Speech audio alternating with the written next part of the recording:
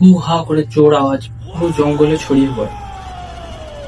এটা কোনো নাটক নয় বা সাধারণ কোনো ডান্স পারফরমেন্স নয়, এটা হচ্ছে ভূতাগন।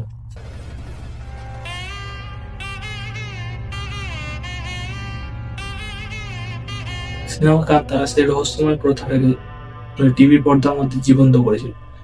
আর হয়তো কান্তারা দেখার সময় আমার মনে হয় এই কোশ্চেনটা এসেছিল যে পাঞ্জলি আর গুলিকা এই দুজন দেবী কার, এবং এদের ইতিহাসই বা কি।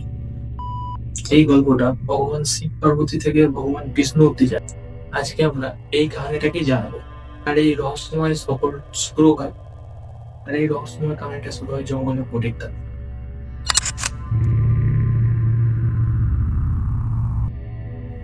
আচমকা ঢোল বাজা শুরু হয় এবং মশালের আলো জঙ্গলের পাতার পরে জঙ্গল আলোকিত করে। জঙ্গলের মাঝ বরাবর একটি প্যান্ডেল সাজানো হয়েছে, উঁচু চোখে ভয় এবং বিশ্বাস দুটো নিয়ে দাঁড়িয়ে আছে। এটা কোনো সাধারণ রাত নয়, এটা সেই রাত যেখানে একজন দেবী মানুষের শরীরে ভর করবে, গ্রামের লোকজনের সঙ্গে কথাবার্তা বলবে। বাট এই সময় প্রথমবার পাঞ্জলি দেবীর চিৎকার শোনা যায়। কাহানিতে আছে নাকি পাঞ্জলি দেবী কৈলাস পর্বতের একটি বনে শুয়োর রূপে জন্মগ্রহণ করেছিলেন। ছোটবেলায় তিনি খুব শান্ত ছিলেন, কিন্তু যত বড় হচ্ছিল সে আস্তে আস্তে কৈলাস পর্বতের যত গাছপালা ছিল সব নষ্ট করতে আরম্ভ করে দিত। এই কারণের জন্য ভগবান শিব প্রচুর রেগে গেছিল। ভগবান শিব ক্রোধিত হয়ে পাঞ্জলি দেবীকে শাস্তি দেওয়ার চেষ্টা করেছিলেন, কিন্তু তিনি ছিলেন পার্বতী দেবীর খুব প্রিয় একজন পুত্র। এই কারণে মাতা পার্বতী ওনাকে শাস্তি দিতে বাধা দেয়, এবং মাতা পার্বতী এতে তার দোষ নেই, এতে দোষ হচ্ছে প্রকৃতির, কারণ তিনি হচ্ছে একজন বনস্পরের রূপ। এরপরে বাবা ভোলেনাথের রাগ শান্ত হয় এবং তিনি পাঞ্জলি দেবীকে একটি দায়িত্বই দিয়ে দেন, মানুষের এবং প্রকৃতির যেন রক্ষা করে। বাবা ভোলেনাথের এই আদেশের জন্য পাঞ্জলি দেবী অনেক কিছু শক্তি পেলেন। এরপর থেকে তিনি দেবী রূপে জানা গেল। পাঞ্জলি দেবীকে বড় অবতারের রূপ হিসেবে মানা হতো। এটা ওই স্বরূপ যেটা ভগবান বিষ্ণু নিয়েছিলেন পৃথিবীকে বাঁচানোর জন্য।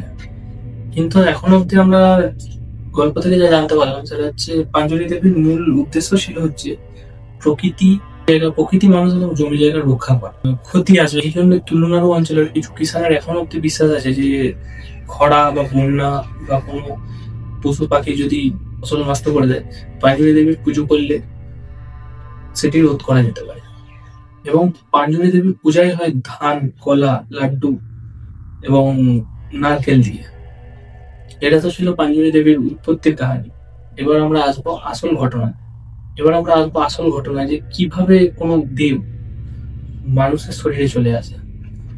ঢোলের আওয়াজ জোরে হয়ে যায়, পুজো যে করছে সেই পূজারীর গা হাত ঘেমে আস্তে আস্তে ঘামতে শুরু করে, এবং যেনার মাথায় পাঞ্জলি দেবীর মুকুট আছে বা যিনি সেজেছেন পাঞ্জলি দেবী,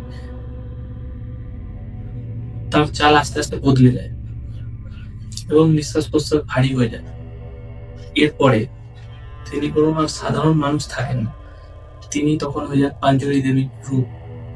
মাঝ বরাবর দাঁড়ায় এবং বাড়িটাকে ছুঁয়ে বলে ভূমি সুরক্ষিত হলো।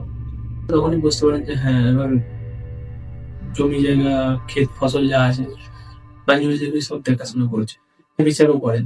যদি গ্রামের মধ্যে কোনো মানুষ কোনো অপরাধ করে, কারোর জমি জায়গা নেওয়ার চেষ্টা করে, কিছু কিন্তু ওনার সামনে বা যার উপরে দেবী ভর করেছেন ওনার সামনে সবকিছু ভেসে ওঠে, উনি সব দেখতে পান। কথায় আছে যেই পাঞ্জলি দেবীর চোখেতে দেখেন সে সত্যি কথা নাকি লুকাতে পারে না। এরকম হয়েছে বহুবার যে গ্রামবাসীরা পাঞ্জলি দেবীর সামনে এসছেন এবং তিনি তাদের শুধু দেখেই বলে দিয়েছেন তাদের সমস্যা, এবং ওনাদের সমস্যার সমাধানও বলে দিয়েছে। এই দণ্ড দেওয়ার কাহিনী অনেক পুরনো। বলা হয় নাকি বহু প্রাচীনকালে একজন রাজা, তুলনাড়ুর একজন রাজা, সেইখানে মানুষজনের জমি জায়গা ছেড়ে নেওয়ার চেষ্টা করছে এবং পাঞ্জলি দেবীর পুজোর অপমানও করেছিল। এরপরে পাঞ্জলি দেবীর পুজো করার জন্য যখন ভূতাকলা অনুষ্ঠানের পুজো শুরু করা হয়েছে, পুজোর সময় তিনি রাজার চোখে চোখ রেখে বলেছিলেন যে তুই বিরাট বড় একটা অন্যায় করেছিস এবং এর দণ্ড তোকে পেতে হবে। এই কথাটা বলার পরের দিনই রাজা প্রচুর বড় অসুখে পড়ে গেছিল, আর এরপরেই রাজার মৃত্যু হয়ে গেছিল। তাদের পরিবারের সবাইকারই মৃত্যু হয়ে গেছিল এবং রাজার পুরো বংশ খতম হয়ে গেছিল।